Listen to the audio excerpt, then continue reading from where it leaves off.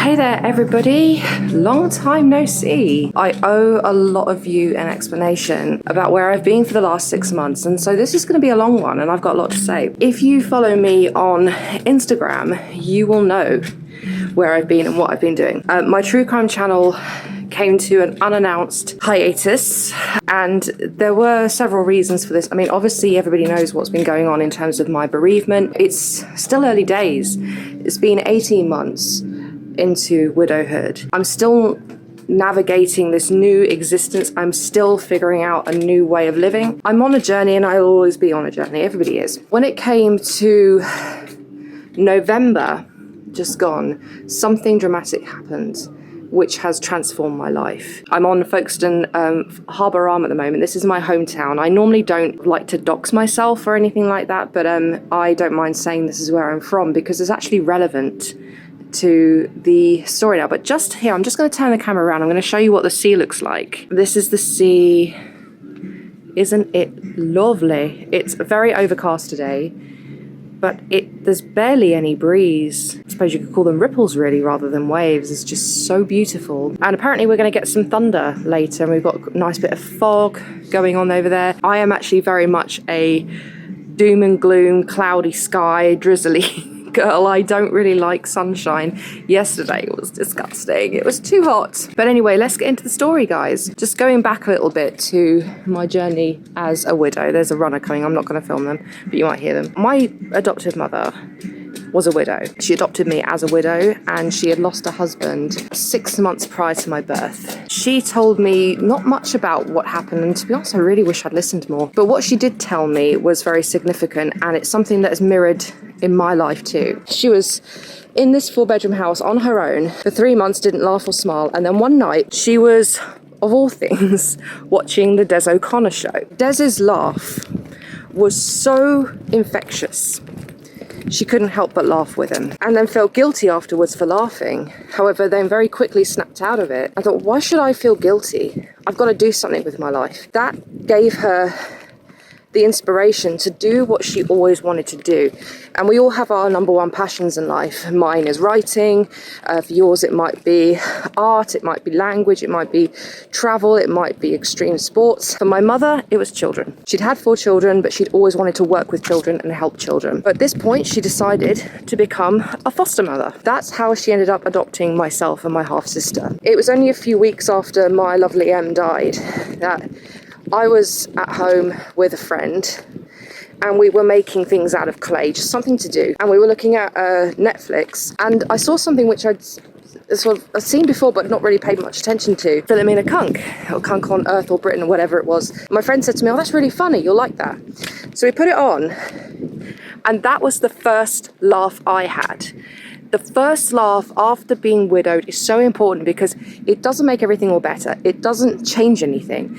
It just resets your perspective and can sometimes give you an idea or an inspiration or something on which to latch, to hold on to. That laugh meant a lot to me. And I wanted more. I wanted to watch more comedy. I wanted to have more laughs. So I started to watch more stand-up. I started to watch more feel-good content on YouTube, not just true crime. I remember I used to watch a channel called English Heritage. They had fictionalized a real-life person called Mrs. Avis Crocombe, who was a Victorian cook for Lord and Lady Braybrooke. This was a really wholesome character played by Kathy Hipperson, about maybe a year and a half, 2 years ago, watching a parody of hers. And I thought it was funny, and I kind of went about my day. But there was another channel I watched, and I still watch, called Poppin Atelier.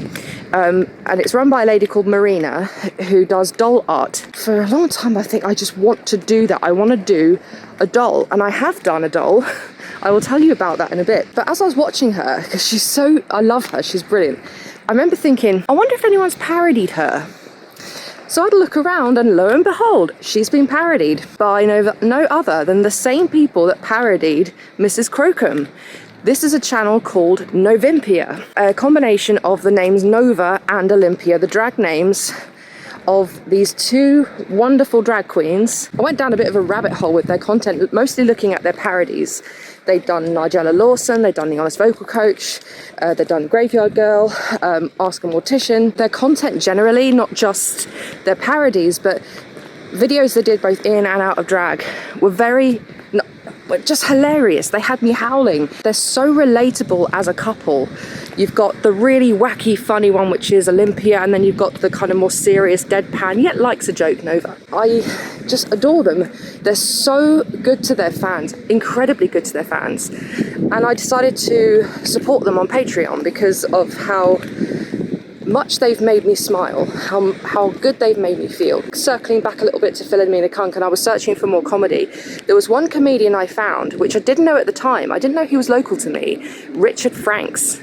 And I've since had the pleasure of meeting him. He did a video with none other than RuPaul's Drag Race star Dita Garbo. When I was going through Novimpia's content and I started to watch their makeup videos and videos specifically about their drag or videos they did in drag, I started to become interested in that side of things, thinking this is really impressive form of artistry. Maybe I haven't given drag as much attention as I really should as a creative person. So I was walking through Folkestone one day. I walked past a restaurant called the Space Bar, and I saw in the window a poster advertising Dita's Drag Brunch. This was at the middle end of November. And I said to myself out loud, why not? And that has been something I've said loads of times since, and went along on my own. It was a really, really good brunch. I'm not going to go into a huge amount of detail about what happened, but what I can say is Dita was a fantastic host. She put on some performances and lip syncs, but still haven't forgiven her for this. She made me walk the runway, and I did it under protest with somebody else because I just couldn't face doing it on my own. When you're in front of someone who's so good at what they do, it's easy to compare yourself to them and go, I'm nothing, they're everything. And I felt very intimidated by her, even though I was in awe of her. So doing the runway walk was just too much, but I did it. And in a way, I'm glad I did it because it enabled me to appreciate how much guts it takes to do. And that was just walking. I still nonetheless found Dita to be captivating. She was the first drag queen I actually met. And it was from watching Novimpia that I decided that I would go and check out local drag talent. And so I followed Dita on social media, and she was hosting an open drag night a few weeks later. So I went along, and there were 10 other artists that performed that night. Everybody was stunning. Honestly, I was just spellbound. That was the night I fell in love with drag. That was the night I realised that I wanted to be around this art form because it was addictive.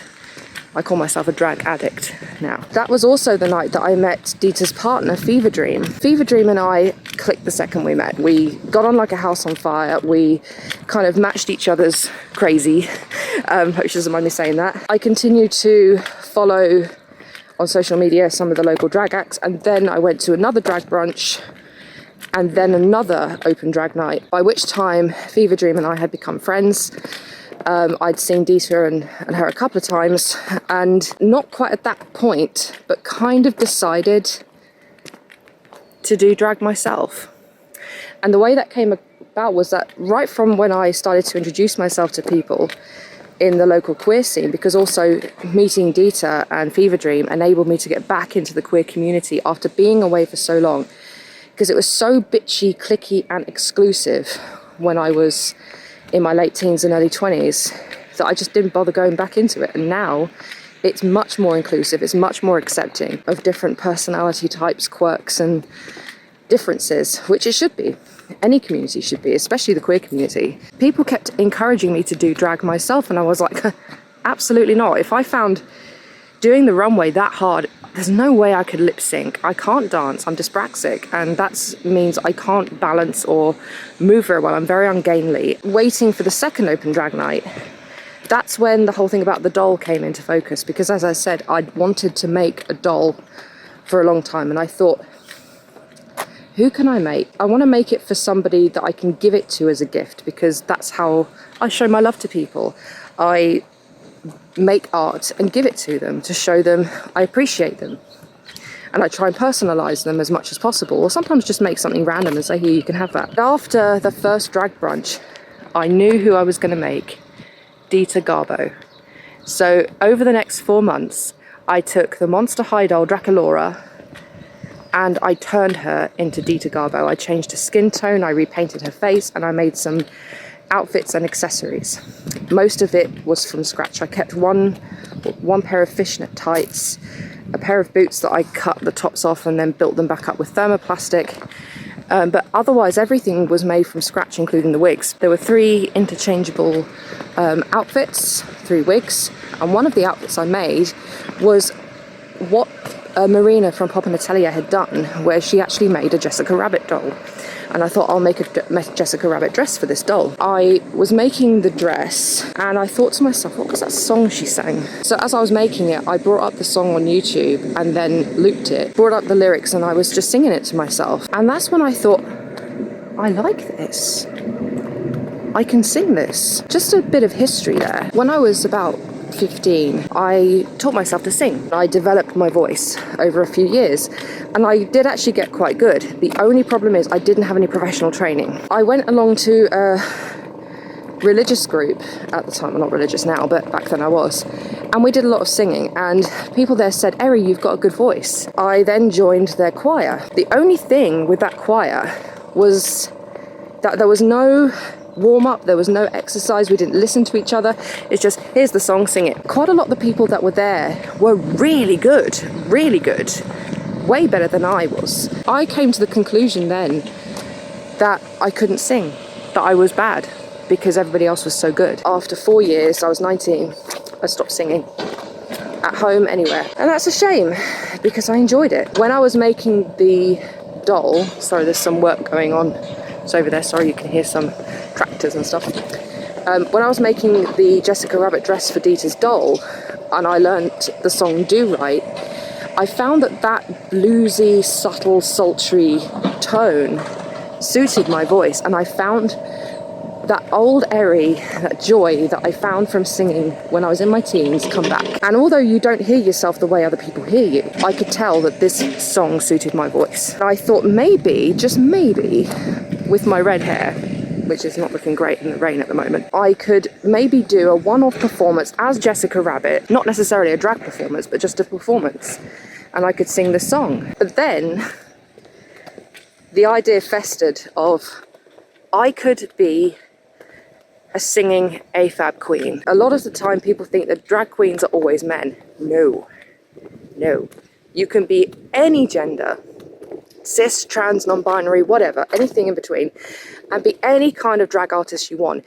You can be a queen, a king, or anything that's in between or outside of that. You can do any kind of drag you want, no matter who you are. Like Victoria Scone, for example, or Scone. I decided that I would create a character based on Jessica Rabbit.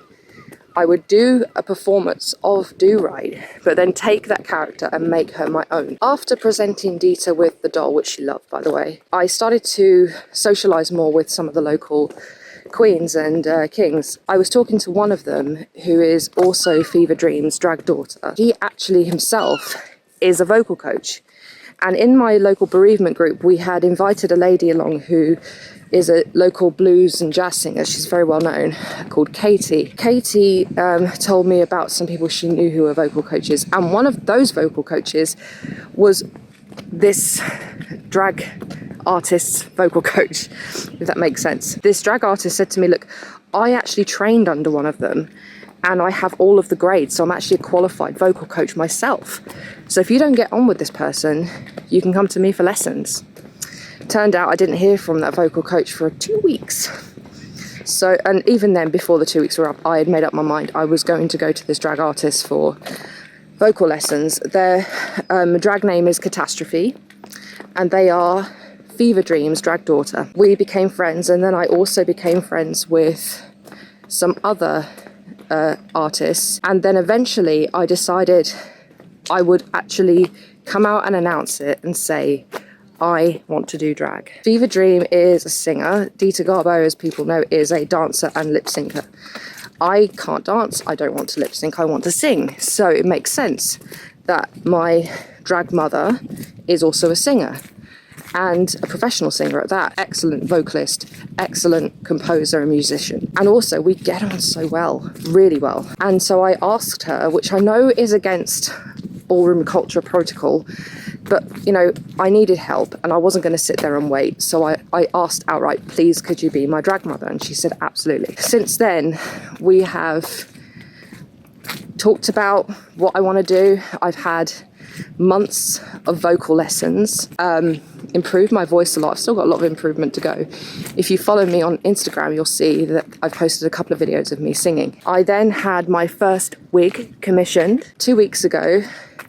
Fever Dream and I unboxed it together. There's a video on my Instagram about that, and I might put that on this channel as well, just so you know what's going on. If I just put it straight on the channel, you wouldn't know what's going on. So I put it on after this. She gave me some pointers about how to paint my face, and I tried a few different times of, you know, different colours, and I did some research into what I needed to get, such as the Elmer's glue and the setting powder and tape for my face and the wig caps and the bands and everything like that. I did as much research as I could. I looked even at not only drag makeup tutorials, but just general makeup tutorials, different things that people do for theatrical makeup as well as everyday evening makeup and vintage style makeup.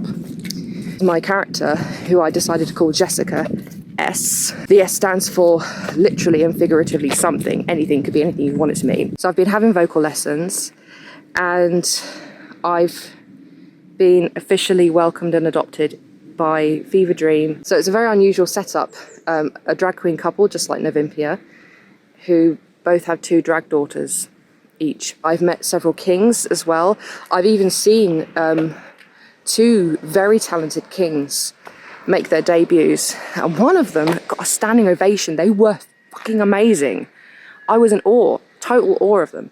And I'm also unpacking and understanding now more about what drag is, because I've always been quite a reserved person. I've always been quite inhibited, self-conscious, and I have to let go of that. I have to let go of that feeling of not being good enough, because I am. I know it, but I just have to believe it. I'm on that path and I'm doing better, much better. But the biggest thing to have happened since I unboxed my wig, get this, on Sunday, Local Pride screened Priscilla, Queen of the Desert at the local cinema. And of course that is a film about drag queens. Catastrophe and I said, okay, we will go in drag. We did. Dita was there, Fever Dream was there, in drag as well. 4 of us were all in drag at the cinema. It was my debut, it was my first, and I'd practiced the makeup a bit, and I'd taken on board all of the feedback that Fever Dream had given me and applied it. Yes, it wasn't the best anyone could do, but it was the best I could do. I took my time, I made sure I, watched what I was doing. I didn't just put it on any old how. I put on my wig and I put on all the accessories that I bought. I embellished the accessories because I am an artist. I am someone that can make costume jewellery. I can, I've even rhinestone my own shoes. I need to learn to make clothes. That's one thing I can't really do at the moment. But I am going to have some lessons with a seamstress who's going to help me with that soon. I had the best time. I felt $1 million. I felt incredible as Jessica S. I think she's always been there. She's always been that cheeky little 5-year-old me that always thought she was it and didn't give a flying monkeys what people thought of her until she was much older, when she started to develop a bit of a conscience. I'm trying to sort of resurface that part of her who was kind of undamaged and doesn't give a crap what people think. And it's still evolving. I still haven't quite got her yet. I haven't yet made my debut performance, but when I do, I can't wait to make Fever Dream proud. I've been going to karaoke just to, expose myself a bit more to singing in public, to get my nerves under control. I'm figuring out a lot more about my body and how it is affected by public and how singing is very, very physical. It's more physical than people think. It's not just the throat, right from the diaphragm. It's right from your feet, really. It's using your airways and your vocals. It's using your muscles and even your face. I mean, some of the high notes that are in the mix between head voice and chest voice, I have to squint to sort of get that note. But those are things I'm learning, and I'm getting there, and I'm learning to also not be too critical about myself, because I keep thinking I should be better by now, but my vocal coach, Catastrophe, tells me I'm doing bloody brilliantly. And another thing that I'm finding I'm very proud of myself for, and it's not often I say I'm proud of myself, is that teenager Eri would not have taken this criticism well. She would have taken any form of criticism as a personal attack. She would have said, fuck you, not literally, but she wouldn't have taken on board much of it and probably would have given up. Eri now is going to go, okay, I'll do as you say because you know what you're talking about. I'm a student. I have to accept that I need to learn. And if you tell me this is what I need to do, you're doing it for my good, and I appreciate you're doing it for my good. There's nothing for you to gain by telling me this other than for me to gain. So I have to take it on board, and I did, with the makeup, with the voice. While I was out, I introduced myself to people as Jessica. When Jessica is here, the gloves are on. When Eri is here, the gloves are off. So I'm always going to be wearing gloves when in drag, when in character. We are one and the same, essentially, but I'm treating Jessica like she is a different person.